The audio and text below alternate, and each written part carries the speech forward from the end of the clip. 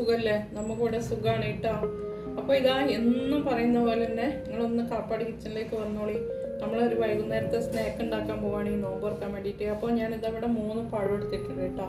അപ്പോൾ പഴം അവിടെ മാറ്റി. ഞാനിതാ കുറച്ച് മൈദ എടുത്തിട്ടുണ്ട് കേട്ടോ. മൈദ ഞാൻ കണക്ക് പറയുന്നില്ല, 1 ഗ്ലാസ് മൈദ ഉണ്ടാവും.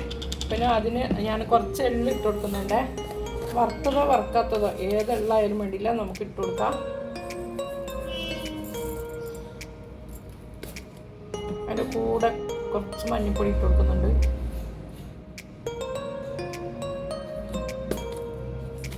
എന്നിട്ട് ആവശ്യത്തിന് ഉപ്പിട്ടിട്ട് നമുക്ക് കുഴച്ചെടുക്കാം.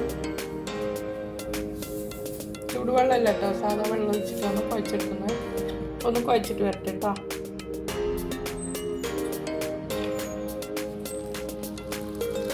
കൈ വെച്ച് കുഴക്കട്ടെ, കുഴച്ചെടുത്തിട്ട് വരാം. ഇപ്പോൾ അതാ ഞാനിതാ പഴം കട്ട് ചെയ്ത് വെച്ചിട്ടുണ്ട് കേട്ടോ. ഞാൻ 3 പഴം കാട്ടിയിട്ടുണ്ടായിരുന്നു, പക്ഷേ 2 എടുക്കുന്നുള്ളൂ കേട്ടോ. അപ്പോൾ അതാ ഞാൻ ഇങ്ങനെയാണ് കട്ടാക്കി വെച്ചിട്ടുള്ളത്. ഒരു പഴം 4 പീസാക്കിയിട്ടാണ് അത് മുറിച്ചിട്ട് പിന്നെ 2 കട്ടാക്കിയിട്ട് കൊടുത്തിട്ടുള്ളത്. അത്രയുണ്ട് കേട്ടോ. അത്രയും മതി, നോമ്പല്ലേ. പിന്നെ നമ്മൾ അത്താഴത്തിനൊന്നും കൂട്ടില്ലാലോ. അപ്പോൾ നമുക്ക് അതിന് വേണ്ടിയിട്ട് ഒരു ചപ്പാത്തി രൂപത്തിലൊന്ന് പരത്തിയെടുക്കട്ടെ.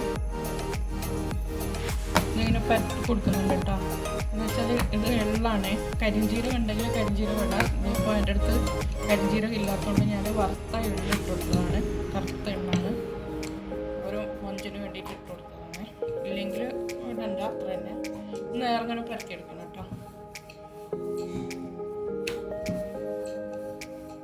പരത്തിയെടുത്തിട്ടുണ്ട്. ചപ്പാത്തിനെക്കാട്ടിയും കുറച്ചും കൂടെ ഒന്ന് കട്ടി കുറച്ചിട്ടാണ്. എന്നിട്ട് നമുക്ക് ഇങ്ങനെ ഒരു റിബണ് കണക്കാക്കിയിട്ട് ഇങ്ങനെ മുറിച്ച് കൊടുക്കാം കേട്ടോ. റിബണ് പോലെ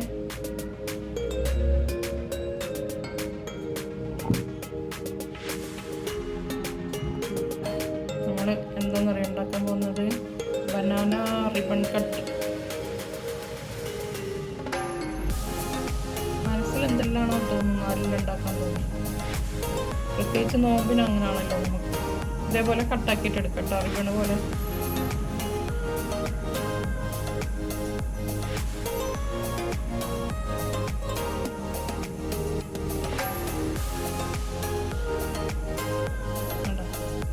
ഇങ്ങനെ ഒന്നെടുത്തിട്ടുണ്ട് കേട്ടോ. അപ്പോൾ നമുക്ക് നോക്കിയിട്ട് കൊടുക്കാം. റിബണ് മടയുന്ന മാതിരി, നമ്മൾ മുടി മടയുന്ന മാതിരി ഒന്ന് മടഞ്ഞു കൊടുക്കാം.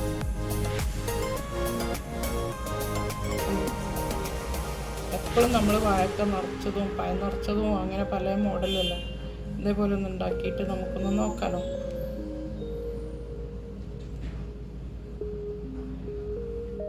ഞാനിപ്പോൾ ഇതാ ഇങ്ങനെ ചുറ്റി കെട്ടി വെച്ചിട്ടുണ്ട് കേട്ടോ. നമ്മളെ മുടി മടഞ്ഞ മാതിരി മടഞ്ഞു വെച്ചിട്ടുണ്ട്.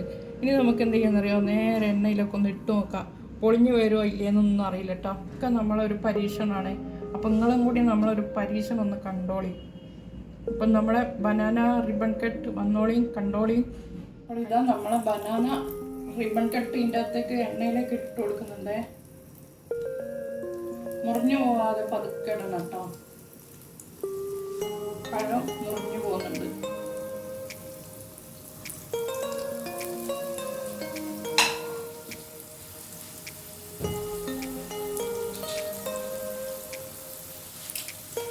നമ്മളെ പരീക്ഷണം വിജയിക്കും ആയിരിക്കും.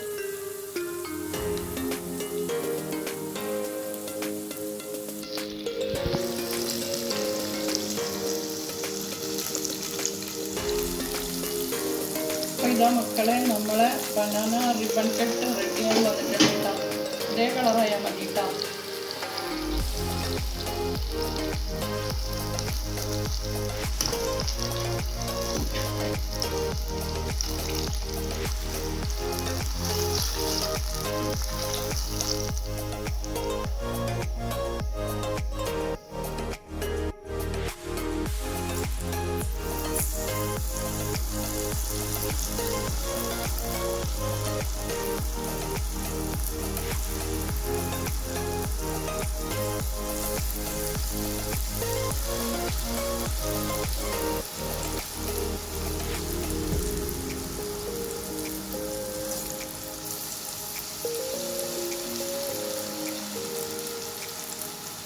അപ്പോൾ ഇതേപോലെ ഞാനൊന്ന് പൊരിച്ചിട്ട് പോരട്ടെ കേട്ടോ. എന്നാൽ നമ്മൾ പ്രധാന ഇവിടെ നല്ല പൊടിയിൽ തീയൊന്ന് കുറച്ച് കൊടുത്തിട്ടുണ്ട്.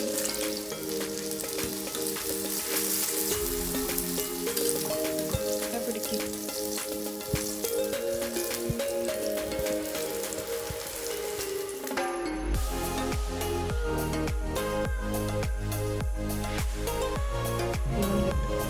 അപ്പോൾ ഇതാ നമ്മളെ ബനാന റിബൺ കെട്ട് ഇവിടെ റെഡിയായി വന്നിട്ടുണ്ട് കേട്ടോ.